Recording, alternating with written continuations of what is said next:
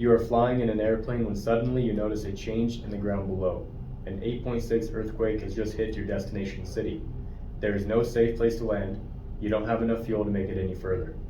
If you were the pilot, what would you do?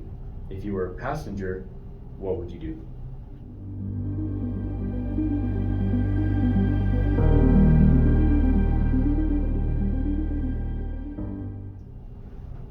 Interesting. So your landing strip is all torn up now. Mm-hmm. And if you're the pilot, what would you do? You don't have enough fuel to go to another runway, right? Yep, you don't have enough fuel to go any further. Well, you're going to have to crash land or land in a backcountry setting. Mm-hmm. I'm assuming this is a small plane. If it's you and one other passenger in the plane, I'm going to have to assume that it's a small plane. If I'm the pilot and I'm flying in the mountains, we're in Colorado, by the way, there are people who are trained in like backcountry landings, short landings. So what I would do with the fuel that I had left would be get as high as I am safely able to see as much land as I'm safely able to see where we're going to be able to best emergency land. Because you're going to have to crash land. You're not just going to be like, oh, well, I'm going to die, I guess.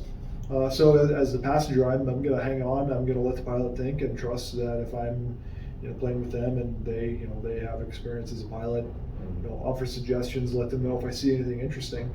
But there's not a lot else to do. Right. If you want just a little bit more time, if there's anything heavy and dispensable, just throw it out the side of the plane. Mm-hmm. You can do that to just get a little more time, a little more maneuverability of the plane. Right. But that's what I would do. Yeah, I mean, the passenger question is kind of more or less pointless in this instance because what can you really do except for that? So I guess chill and keep my mouth shut. White knuckle. Yeah, pretty much. Yeah.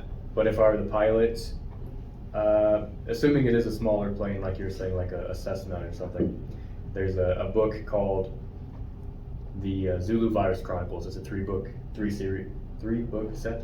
That's what I'm trying to say. Okay. And in one of them, one of the main characters is flying a Cessna, but they have to basically make a landing because they're being chased by helicopters that are trying to shoot him down and everything. So what he does is he lands on a highway. Okay. And ends up coasting it underneath an overpass to hide from the helicopters. Oh, wow. Or whatever. So I mean that would be, I guess, an ideal situation if you can find a strip of road that is still intact enough to land. Sure. But you're being awfully hopeful. But then again, in this situation, what can you do but be hopeful? So as a pilot, that's what I'd be looking for, is any stretch of land, whether it be an open field or a highway preferably, or whatever, that I can get just enough basically strip to land on. Otherwise, prepare for a crash landing, like you said. That's what's probably going to end up happening.